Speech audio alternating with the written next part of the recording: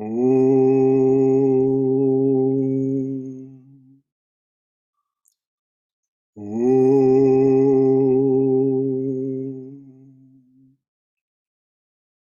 Om Sahana Vavatu Sahano Bhunaktu Sahaviryam Karavavahai Tejasvina Vaditamastu Ma Vidvishavahai.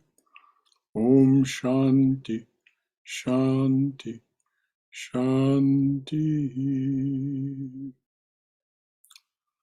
Om, may the Divine Being look over us lovingly as a mother and father. May the Divine Being support and nourish us as a mother and father. May we have the strength and skill to study together the art of spirituality. May no misunderstandings arise amongst us.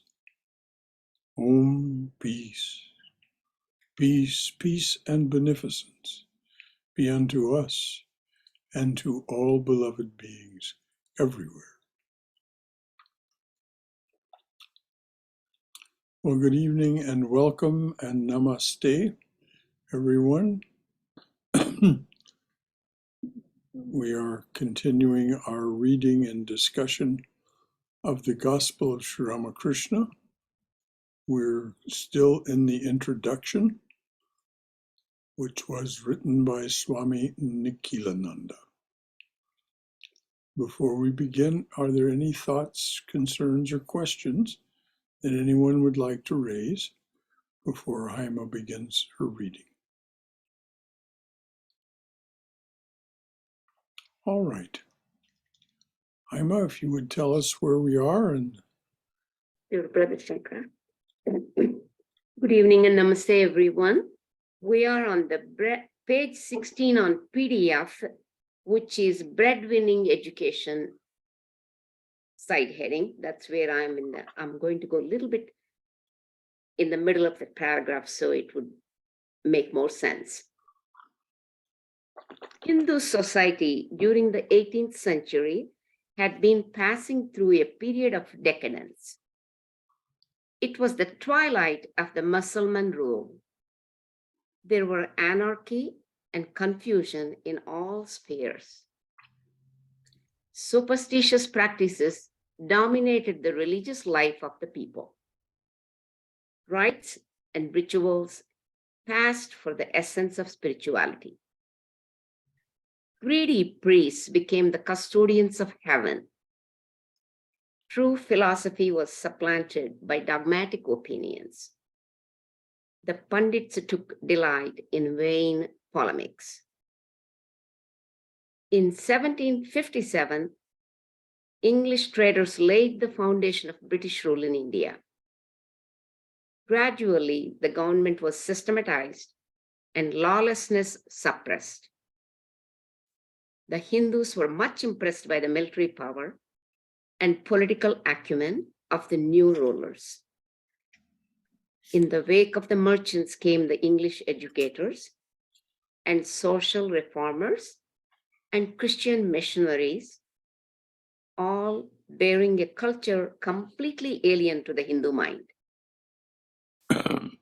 In different parts of the country, educational institutions were set up and Christian churches established. Hindu young men were poured the heady wine of the Western culture of the late 18th and early 19th centuries, and they drank it to the very dregs. The first effect of the drought on the educated Hindus was a complete effacement from their minds of the time-honored beliefs and traditions of Hindu society. They came to believe that there was no transcendental truth. The world perceived by the senses was all that existed. God and religion were illusions of the untutored mind. True knowledge could be derived only from the analysis of nature. So atheism and agnosticism became the fashion of the day. The youth of India, taught in English schools, took malicious delight in openly breaking the customs and traditions of their society. They would do away with the caste system and remove the discriminatory laws about food. Social reform, the spread of secular education, widow remarriage, abolition of early marriage, they considered these panacea for the degenerate condition of Hindu society. The Christian missionaries gave the finishing touch to the process of transformation.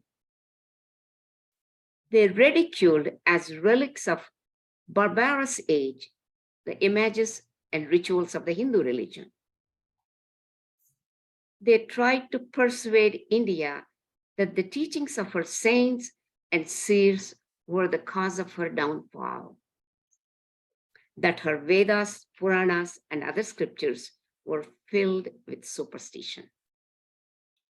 Christianity, they maintained, had given the white race's position and power in this world and assurance of happiness in the next. Therefore, Christianity was the best of all religions. Many intelligent young Hindus became converted. The man in the street was confused. The majority of the educated grew materialistic in their mental outlook. Everyone living near Calcutta or the other strongholds of Western culture, even those who attempted to cling to the orthodox traditions of Hindu society, became infected by the new uncertainties and the new beliefs. But the soul of India was to be resuscitated through a spiritual awakening. We hear the first call of this renaissance in the spirited retort of the young Gadadhar, that is Sri Ramakrishna. Brother, what shall I do with a mere breadwinning education? Questioned Gadadhar. Ram Kumar could hardly understand the import of his younger brother's reply. He described in bright colors the happy and easy life of scholars in Calcutta society.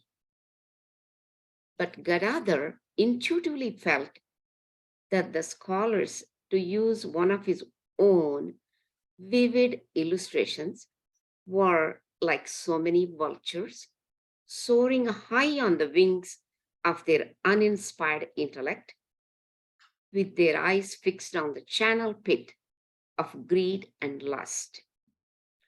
So he stood firm, and Ramakumar had to give away. That is the end of a breadwinning education. Any comments, Brother Shankara, from you or anyone? Well, this, if we take seriously what Sri Krishna says in the Gita, whenever virtue declines and vice prevails, I shall make a body and come among you. Mm-hmm. We certainly see why Sri Ramakrishna was born in 1836. That's right. To restore righteousness, Sarvadharma Swarupine, all of Dharma you embody. So Nikhilananda very graphically paints a picture of this decadent capital of India. Calcutta at the time was the capital, and the persuasive power of the Raj, of the British East India Company first, and then the actual government under the Queen, Victoria. Mm-hmm. So it's very persuasive, all of this. Power is a persuasive drug. And so Sri Ramakrishna was born into this to, as was said, to create, but actually simply to give life to something that was already very much a part of many young people's lives. They weren't satisfied.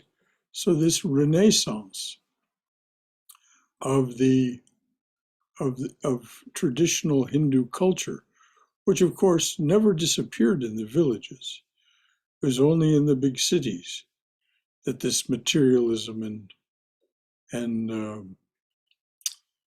uh, lust and greed, this soaring high on the wings of one's intellect with one's eyes fixed on the charnel pit of lust and greed. Charnel pit, of course, is where decaying bodies are thrown. And of course, this is where the vultures go to feed. So this is a very graphic image, but very apt. Sri Ramakrishna was born, as he said himself, at precisely the right time. Gadadhar was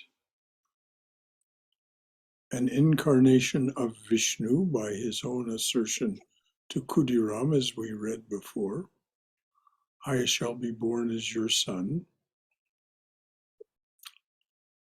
So Vishnu took the form of Gadadhar, which is an aspect of Sri Krishna, the carrier of the mace that is to destroy and transform. So this is the significance of the birth name Gadadhar. So we'll see as this story develops how Sri Ramakrishna fulfilled this overturning among the intellectual elite of Calcutta, overturning the British influence. Instance after instance after instance, where people who had been persuaded by the power of the British and by the scholarly philosophers and materialists, how Sri Ramakrishna overturned that and gave them a new perspective, a spiritual perspective. This includes, as we'll see, Vivekananda or Narendranath Datta, as he was known to Sri Ramakrishna in his youth. Anything else from anyone? Any questions or concerns or any comments from your own wisdom or experience about this? My experience of 1950s when I was growing up, the villagers and farmers, they were looked down upon, Brother Shankara, because they weren't speaking English. They were the ones producing all the produce for us in the cities. Yes.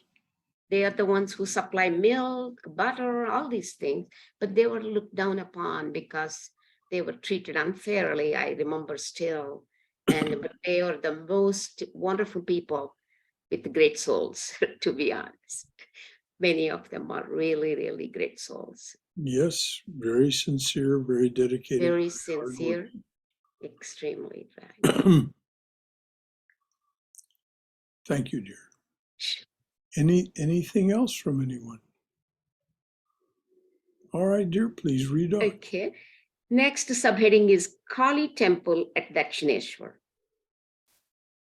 At that time, there lived in Calcutta a rich widow named Rani Rashmani, belonging to the Shudra caste and known far and wide not only for her business ability, courage, and intelligence, but also for her largeness of heart, piety, and devotion to God. She was assisted in the management of her vast property by her son-in-law, Madhur Mohan. In 1847, the Rani purchased 20 acres of land at Dakshineshwar, a village about 4 miles north of Calcutta. Here she created a temple garden and constructed several temples. Her Ishtar, or chosen ideal, was the Divine Mother Kali. The temple garden stands directly on the east bank of the Ganges. The northern section of the land and a portion to the east contain an orchard, flower gardens, and 2 small reservoirs. The southern section is paved with brick and mortar. The visitor arriving by boat ascends the steps of an imposing bathing ghat, which leads to the Chandni, a roofed terrace on either side of which stand in a row 6 temples of Shiva. East of the terrace and the Shiva temples is a large court, paved, rectangular in shape, and running north and south. 2 temples stand in the center of this court, the larger one to the south and facing south, being dedicated to Kali, and the smaller one facing the Ganges to Radhakanta, that is Krishna, the consort of Radha. 9 domes with spires surmount the temple of Kali, and before it stands the spacious Nat Mandir, or music hall, the terrace of which is supported by stately pillars. At the northwest and southwest corners of the temple compound are 2 nahabats, or music towers, from which music flows at different times of day, especially at sunup, noon, and sundown, when the worship is performed in the temples. 3 sides of the paved courtyard, all except the west, are lined with rooms set apart for kitchens, storerooms, dining rooms, and quarters for the temple staff and guests. The chamber in the northwest angle, just beyond the last of the Shiva temples, is of special interest to us. For here, Sri Ramakrishna was to spend a considerable part of his life. To the west of this chamber is a semicircular porch overlooking the river. In front of the porch runs a footpath north and south, and beyond the path is a large garden, and below the garden, the Ganges.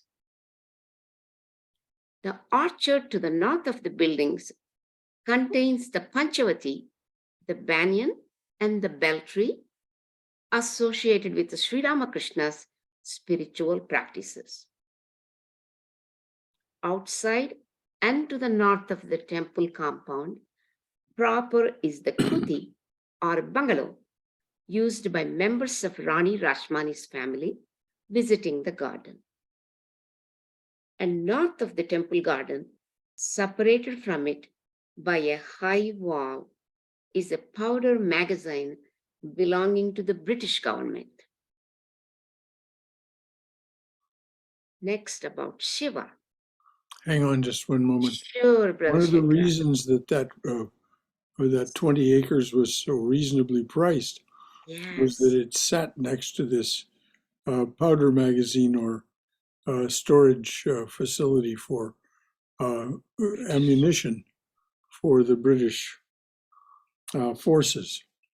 And of course, if it exploded, if it caught on fire, if it exploded, it would be very dangerous indeed. And so this is one of the reasons that the Rani was able to purchase this 20 acres at such a reasonable price.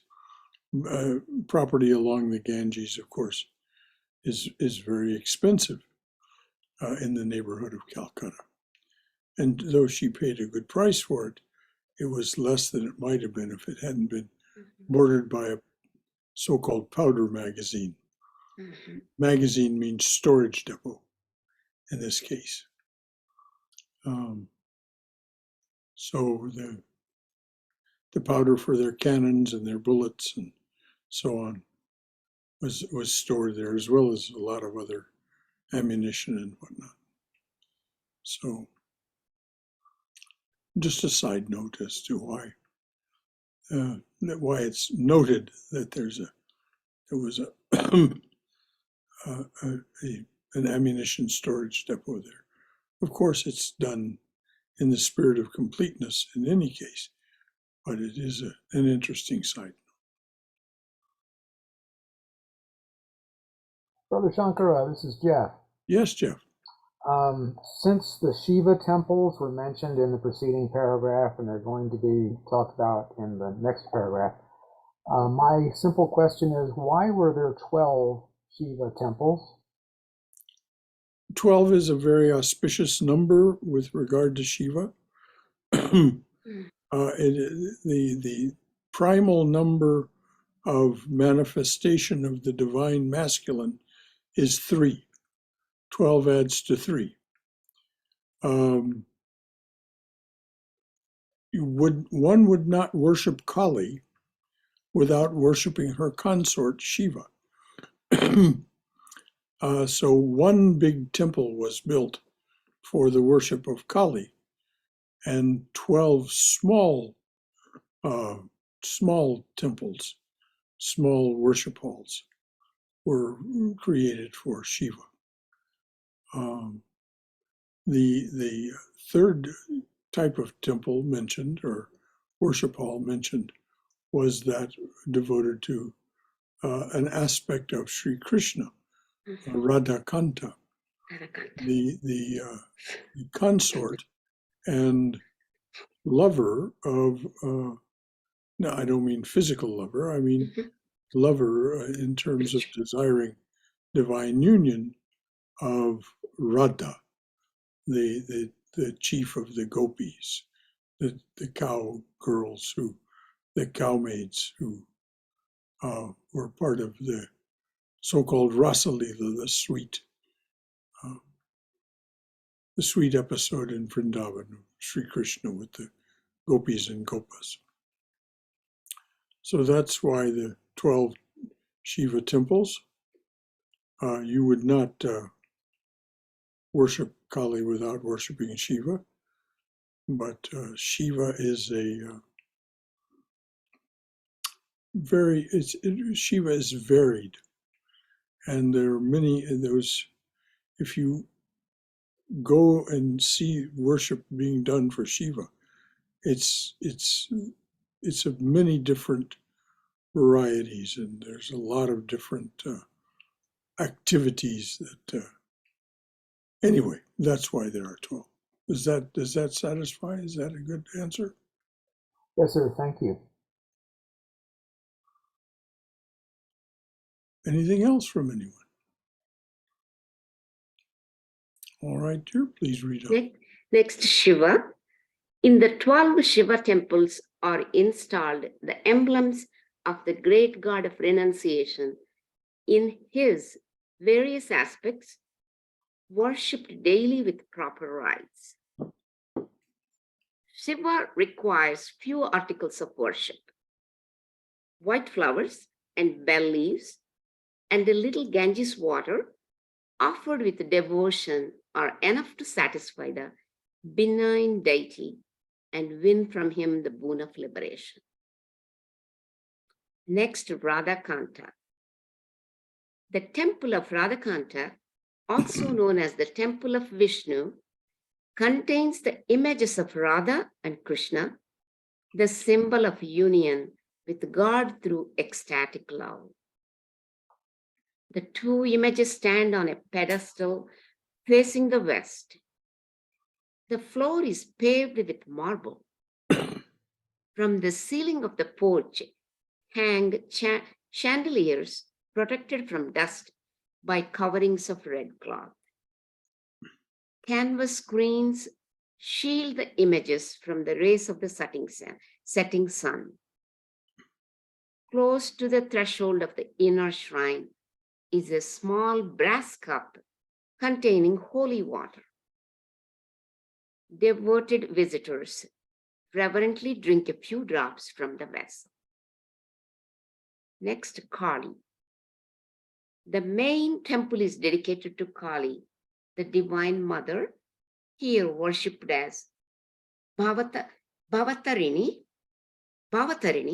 the savior of the universe. The floor of this temple also is paved with marble.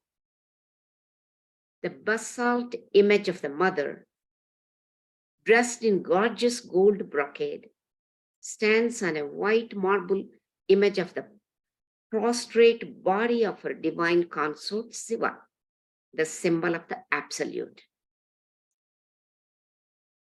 On the feet of the goddess are, among other ornaments, anklets of gold. Her arms are decked with jeweled ornaments of gold. She wears necklaces of gold and pearls, a golden garland of human heads, and a girdle of human arms. She wears a golden crown, golden earrings, and a golden nose ring with a pearl drop. She has 4 arms. The lower left hand holds a severed human head, and the upper grips a blood-stained sabre. One right hand offers boons to her children, the other allays their fear. The majesty of her posture can hardly be described. It combines the terror of destruction with the reassurance of motherly tenderness.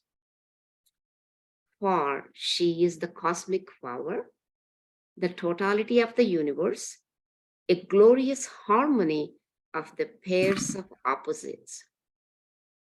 She deals out death as she creates and preserves. She has 3 eyes, and third being the symbol of divine wisdom.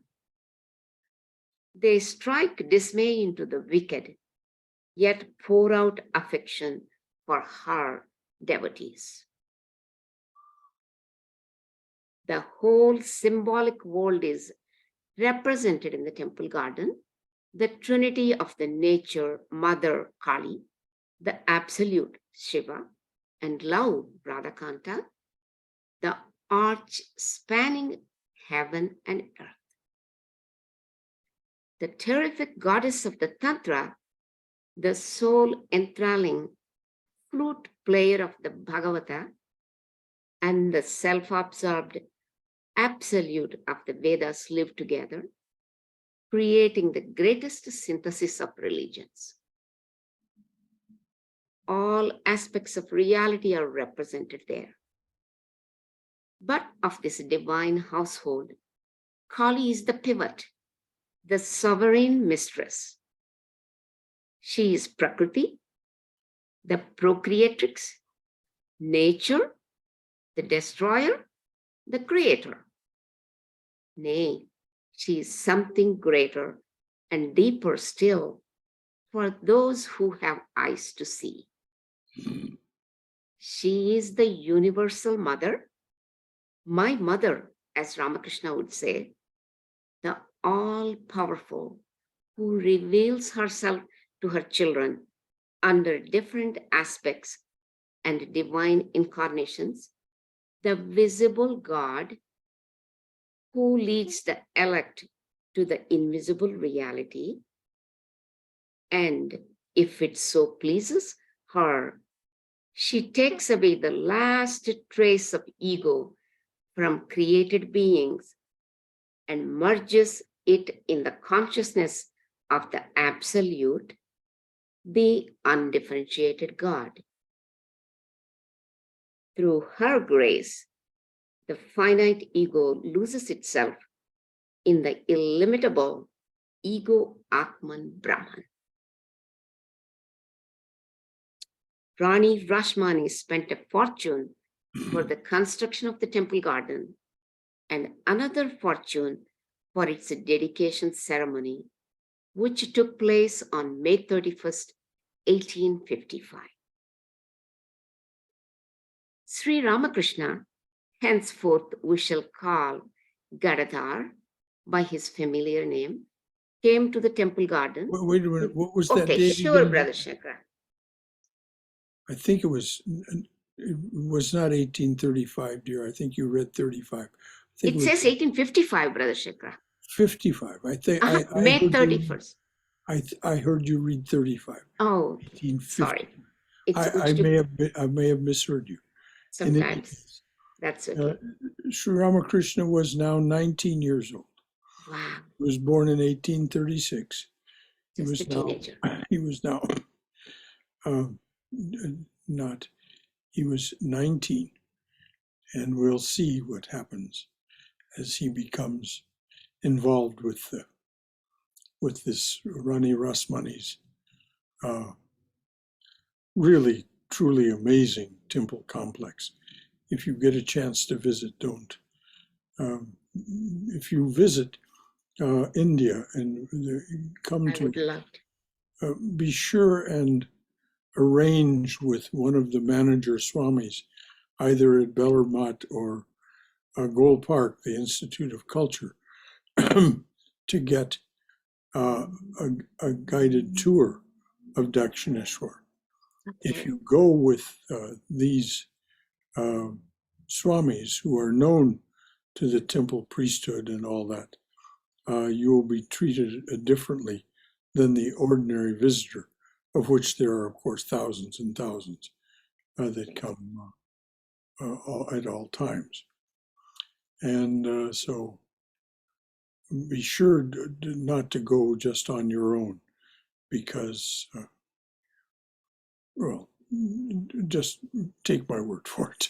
That is true. You're right, Brother Shankara. Arrange it through one of the manager swamis of the Ramakrishna order. Because otherwise it'll just be a nightmare for you. Anything else from anyone while we're paused?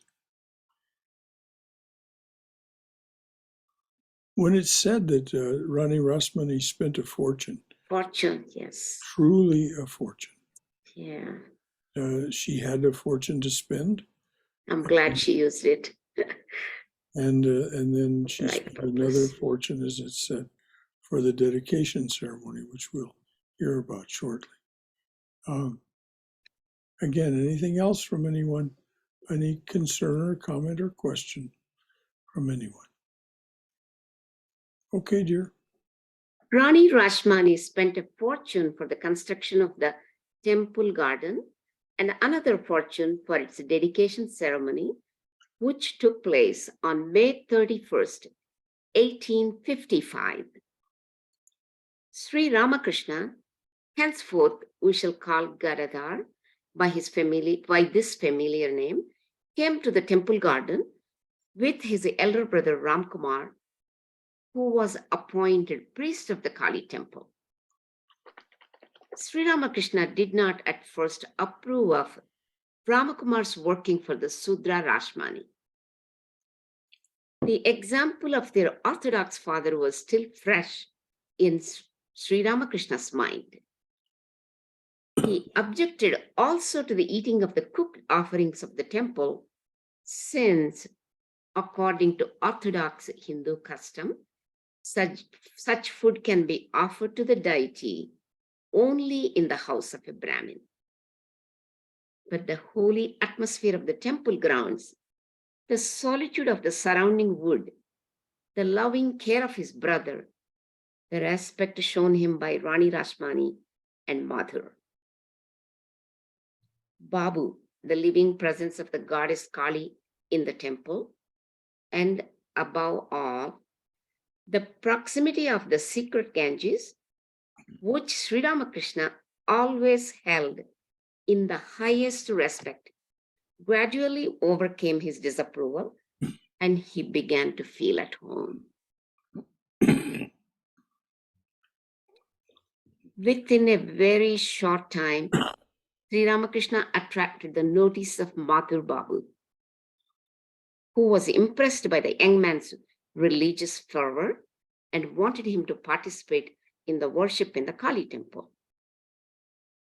But Sri Ramakrishna loved his freedom and was indifferent to any worldly career. The profession of the priesthood in a temple founded by a rich woman did not appeal to his mind. Further, he hesitated to take upon himself the responsibility for the ornaments and jewelry of the temple. Madhur had to wait for a suitable occasion. At this time, there came to Dakshineshwar a youth of 16 destined to play an important role in Sri Ramakrishna's life. Hriday, a distant nephew of Sri Ramakrishna, hailed from Sihor, a village not far from Kamarpakur, and had been his boyhood friend. Clever, exceptionally energetic, and endowed with great presence of mind, he moved, as will be seen later, like a shadow about his uncle and was always ready to help him, even at the sacrifice of his personal comfort. He was destined to be a mute witness of many of the spiritual experiences of Sri Ramakrishna and the caretaker of his body during the stormy days of his spiritual practice. Hriday came to Dakshineshwar in search of a job, and Sri Ramakrishna was glad to see him. Unable to resist the persuasion of Madhur Babu, Sri Ramakrishna at last entered the temple service on condition that Hriday should be asked to assist him. His first duty was to dress and decorate the image of Kali. One day, the priest of the Radhakanta temple accidentally dropped the image of Krishna on the floor, breaking one of its legs. The Pandits advised the Rani to install a new image, since the worship of an image with a broken limb was against the spiritual injunctions. But the Rani was fond of the image and asked Sri Ramakrishna's opinion. In an abstracted mode, he said, "This solution is ridiculous. If a son-in-law of the Rani broke his leg, would she discard him and put another in his place? Wouldn't she rather arrange for his treatment? Why should she not do the same thing in this case too? Let the image be repaired and worshipped as before." It was a simple, straightforward solution and was accepted by the Rani. Sri Ramakrishna himself mended the break. The priest was dismissed for his carelessness, and at Madhur Babu's earnest request, Sri Ramakrishna accepted the office of priest in the Radhakanta temple. Now, we need to understand Sri Ramakrishna from his boyhood had been a very skilled sculptor of sacred images. He was an artist of many kinds, a singer, a dramatist, and also a sculptor. So his repair of this image And the fact that it was not, you couldn't tell that it had been broken or repaired. He was so skillful. It is a wonder, but in a sense, it's not to be wondered at, because Sri Ramakrishna was known for his ability to fashion these beautiful images, and so he knew exactly how to repair this one. And of course, this is something that became a hallmark of Sri Ramakrishna's life, was these simple, straightforward solutions to spiritual issues that the pundits or scholars had been arguing about, sometimes for centuries. So we'll see this as time goes on, where he counsels with them and offers them these simple, straightforward, and very practical, always very practical solutions. Anything else from anyone while we're paused? Yes, brother, this is Jeff. Yes.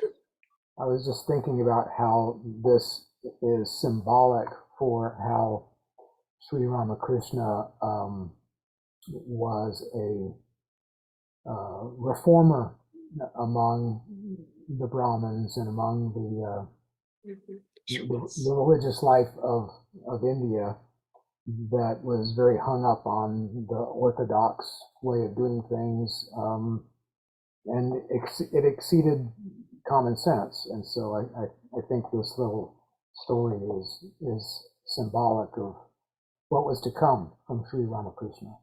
Yes, it certainly was. And if we remember, it goes clear back to his sacred thread ceremony when he was just a boy. He insisted on taking food, his first food, from a blacksmith woman, which was a very low caste. But he had promised her, when he was yet still younger, that he would take food from her at that time. And so, of course, he kept his promise. And slowly, Sri Ramakrishna lost all of these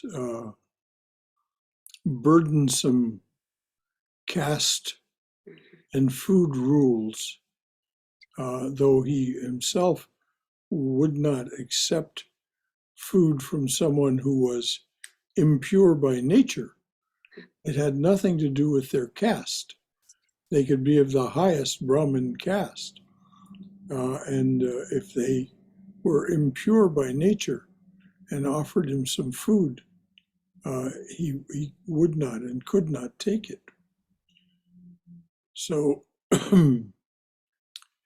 it's interesting to see over the years how Sri Ramakrishna dropped all of those village orthodoxy ideas, and the ones that persisted also within Calcutta Orthodox society, and persuaded others to do the same. Anything else while we're stopped? His thinking was way advanced for his time, Brother Shankara. It is in 1800s. He was so broad-minded and extremely advanced in Yes. his thinking and accepting other cultures, castes, and all that. Good. Yes. He was living and acting and thinking Exactly. as the Lord of the universe, not as a Brahmin trapped within the caste rules of Brahmanhood. I just would like to add this, that there were several saints in India who actually accepted that same line of thought, who were illumined souls. So for example, there was a saint called Eknath Maharaj who lived in 1500, okay? And he he was and there is a very beautiful story. I think I've narrated this, but I'll share it real quick.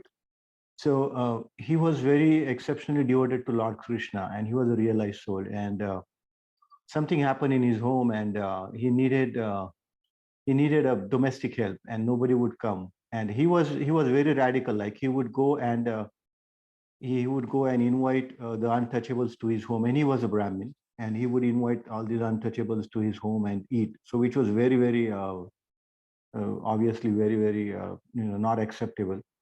And so this boy came up one day and he said, "Okay, I'm going to help you to fill up the water." So it was just filling up the water from the well to his the cement container which they had in their house. That's how it used to be in the old days.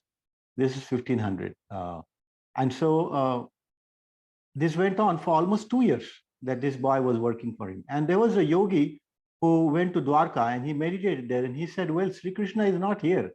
And then he appeared and he said, then Rukmini said, "Yeah, he is there in Maharashtra in this particular place." So when he went, he walked all the way, this sadhu, and he said, "I want to meet your servant, you know." And he said, "Why do you want to meet? You know, he should be somewhere here." And he said, no, I want to meet him. And then he never came. And so he told the real story. And he said, Sri Krishna was serving you. And his name was Sri Khande. And then he cried and cried, this saint, because he said, "I made Lord to work for me like a domestic help for 2 years." And there's a huge story. And there was a big TV serial in Maharashtra. It's very famous. So that advanced soul he was, where Sri Krishna came and served him. So he invited. So one of the things which I'll just say at the end is that when he had to offer food to his ancestors, that they call it Pitru Shraddha ceremony, he invited all he invited Brahmins. They would not come. They said, you invite all these things, and we are not going to come to your place. So what he did was he created a plate and he said, "Oh, please come." And he just called the ancestors and he said, "Please come and take the food." And so the food was gone. And then when they started removing the plates, there were like 50 or 20 plates down there. So that many ancestors he had fed. And that was the turning point where, and of course, the Sri Krishna story was a turning point where people started accepting. So that is just one thing. But if you read, there were several of the saints who were very, very acceptable about this. I mean, once you're illumined, all this is gone. The illumination is same for anyone. That's my point. But yeah, I mean, Thakur was obviously different. I don't want to, take any credit for him. But there are several saints, as far as I know. Thank you, Shailesh. Shailesh is very widely read about these saintly souls of India.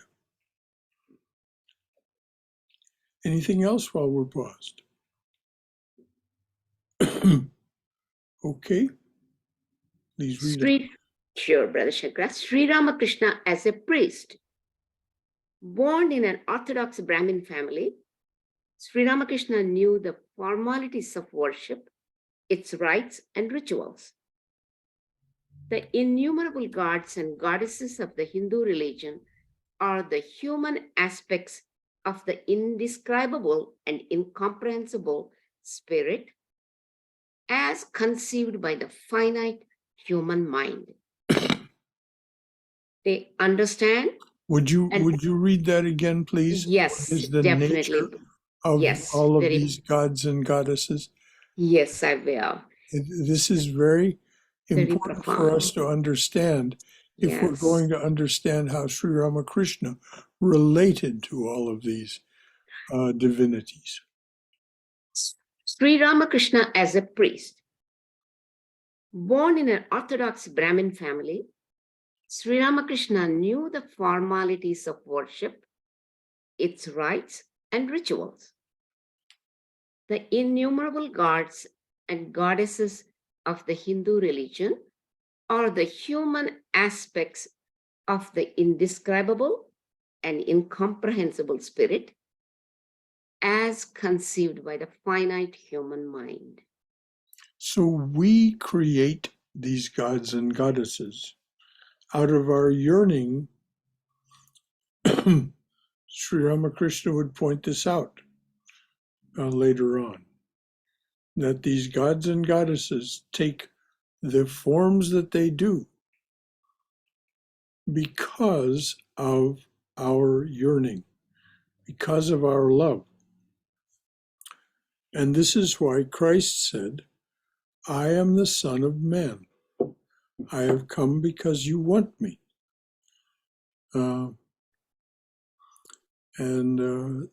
So this is a very important point for us to understand about Sri Ramakrishna, that the indescribable, the formless, the incomprehensible is always there. So in our yearning, we formulate some aspect of the divine that then actually manifests for us.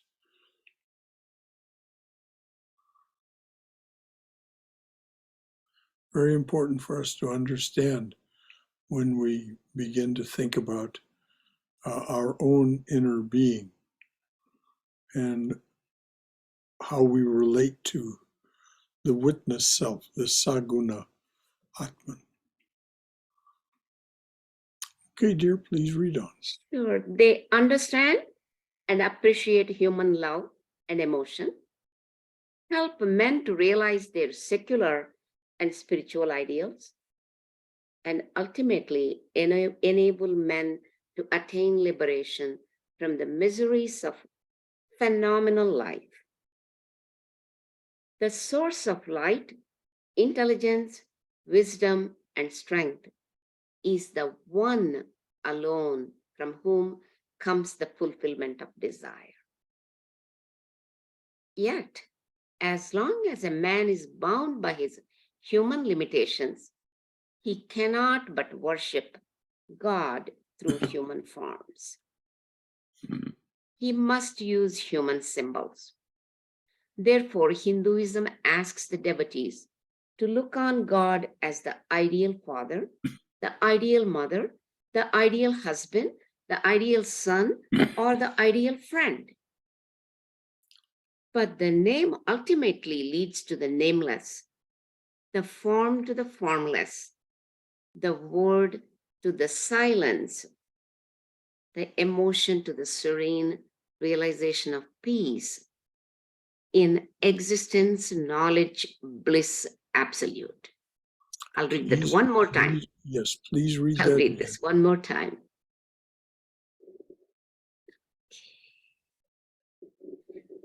The source of light, intelligence, wisdom, and strength is the one alone from whom comes the fulfillment of desire. Yet, as long as a man is bound by his human limitations, he cannot but worship God through human forms. He must use human symbols. Therefore, Hinduism asks the devotees to look on God as the ideal father, the ideal mother, the ideal husband, the ideal son, or the ideal friend. Or the ideal wife, or the ideal daughter. Daughter, yes. It's just that in those days, this wasn't habitually mentioned. Yes.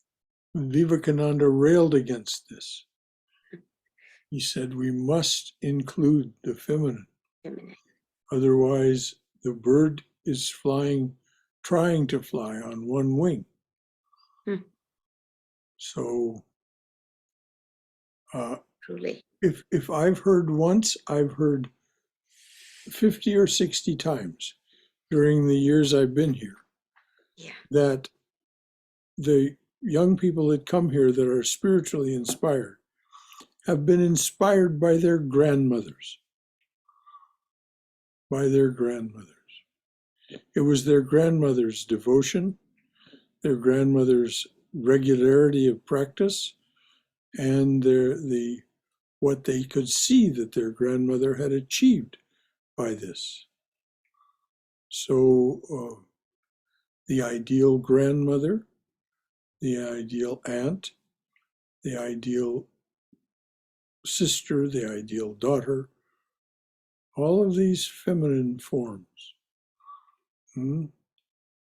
They're left out of that list, and the list is the less for it.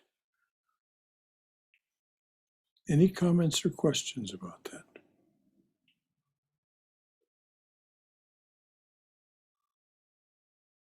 Brother, there is a clear emphasis here on image worship or human worship, which is very much opposed or in fact ridiculed or criticized by other religions.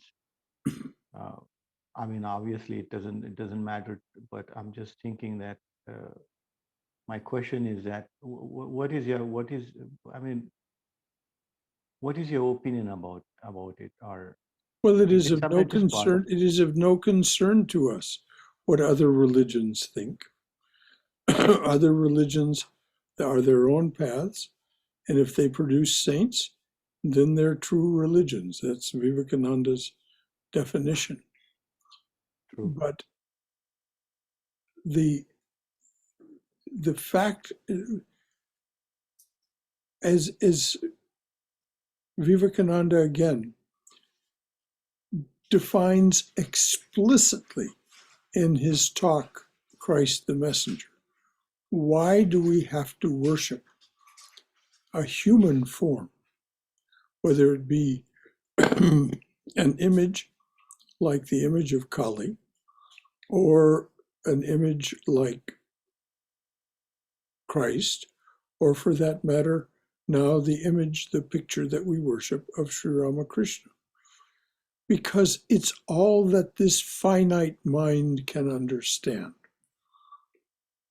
Now we can have a deeper understanding through the heart. This is where Nikhilananda mentioned the ascent or descent, depending on how you look at it, into silence. Most often the saints talk about sinking into silence. One sinks below the level of worldly attachments, desires, and thoughts, and reaches that place where there is this silence and serenity. And then we understand that that is our nature. So perhaps Jaime can go back and find those lines about that ends, the sentence ends in the word silence. So can you find that easily, Jaime, and I'll read it look for again? that. I remember reading that. Silence. Let me see that, Brother Shankara. It's back a few. Yes, just a little bit back. Thank you.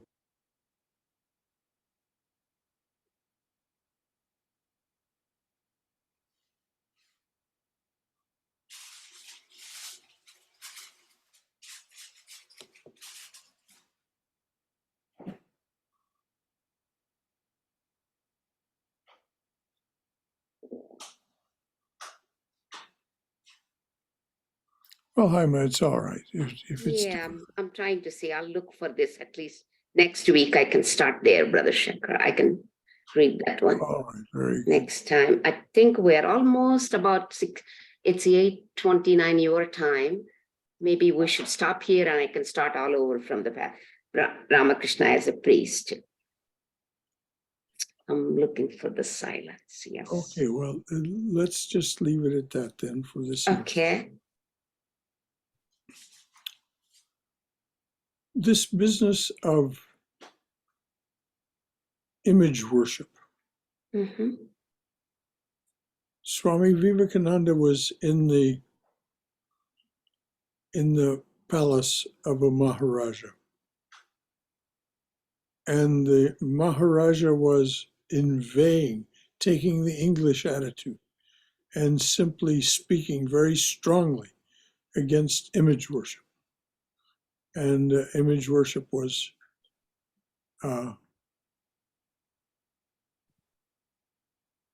completely wrong-headed. And on the wall, there was a picture of the Maharaja's father. Swami Vivekananda said, take that picture down off the wall. Mm. Now, and he said to the Maharaja's prime minister, take the picture down off the wall. Hold it in front of you. Now spit on it. And of course, the Maharaja and the prime minister both said, what? Spit on a picture of my father? And so Vivekananda's point was made. We don't worship the image itself. We worship that which the image represents. But we may come to actually love the image. I have a picture of Sri Ramakrishna here that was given to me by Swami Prabhavananda's nurse, Avoya, an American woman. He gave her the name Avoya. She was a registered nurse and so on, and in his later years, she took care of him. The picture was made from the original negative. That picture has been worshipped for over 100 years. Now, I have a great love of that picture. I mean, all pictures of Sri Ramakrishna I'm very devoted to. But that particular picture, which is just behind me on the shelf here, the little gnome is sitting right by it. That I have a great affection for that particular picture because of its associations. Of course, it is of Sri Ramakrishna, but it also is associated with my guru, Swami Prabhavananda, and this dear woman, Avoya, who gave me that picture, which she had had on her shrine and worshipped. So this business of worshiping an image, other people may scorn it, other people may speak against it. It's of no concern to us. What these images, these statues, pictures, whatever it is, what they call forth from us, that's the important point. Just as the Maharaja's father's picture called forth his love and affection for his father who had passed away. So this is exactly what we're doing when we do the arati morning and evening and so on. We're saluting this divine presence within these images, the beloved holy ones, as I said. All right.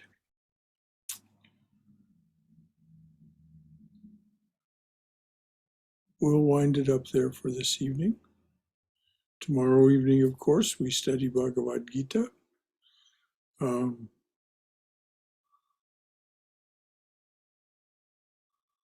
And then on Saturday, we study How to Know God, Patanjali's Yoga Sutras. And on Sunday, we'll talk about what the field of action is. What is meant by the field of action, as it is talked about in the scriptures, within the context of Karma Yoga. Om Hari Om. Om Asato Ma Satkamaya. Tamaso Ma Jyotirgamaya. Mrityorma Amritangamaya. Abir Moiti. O dearly beloved Lord, lead us from the unreal to the real. Lead us from this realm of endless noise and relentless deception to thine abode of silence, serenity, clarity, and peace. Lead us from darkness to light. Lead us from darkness and ignorance to the brilliance of thy wisdom and love. Lead us from death to immortality. Light us through and through, light us through and through with thy everlasting shining presence. Om Shanti, Shanti, Shanti. Peace, peace, peace and beneficence be unto us and to all beloved beings everywhere. Hari Om Tat Sat, beloved, make it so. Jai Shri Guru Maharaj Ki Jai, Durga, Durga, Durga. May we be safe, may we be healthy, may we be cheerful, may we have peace of mind, may we be always and know we are always in the loving and protective embrace of the Divine Being as our Mother and Father. So until tomorrow evening, for those of you who choose to join us then, Swayam is our reader for that, and then Jeff Saulich is our reader on Saturday. Thank you both for your willingness to serve, and of course always to Haima for her very capable and loving reading. All right. Thank you, Brother Shankara. Any final thoughts from anyone? Anything else? All right, I'm going to sign off. Okay. Good night, Brother Shankara. Good night, everyone. Good night, everybody. I can find the thing with my cursor.